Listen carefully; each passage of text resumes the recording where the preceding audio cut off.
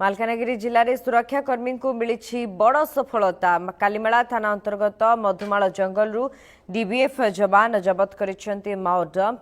विशेष सूत्रु खबर पाई डीबीएफ जवान माने मालकानगिरी आंध्र सीमांत जंगल में कम्बिंग ऑपरेशन करने समय माटी तले डंप थिबा जना पड़िबा परे याकु ठाब करथिले। डंप भितरु 5टी आईडी, 5टी डिटोनेटर, 4 मीटर कोडेक्स तार, गोटे जेनेटर, गोटे वेल्डिंग मेसीन, लुहा रड, 3टी वाइस डिवाइस एवं गोटे cutter blade, plastic pipe, Mao पुस्तिका और अन्य सामग्री जबत करिसेंती।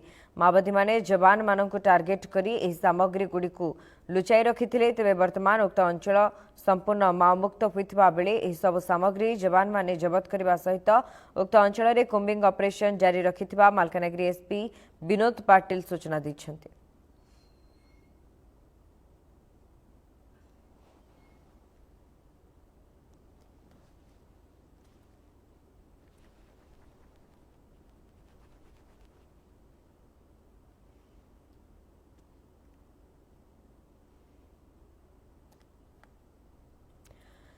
मालकानगिरी जिले में सुरक्षाकर्मी को बड़ सफलता। कालीमेला थाना अंतर्गत मधुमाल जंगल डीबीएफ जवान जबत कर माओ डंप।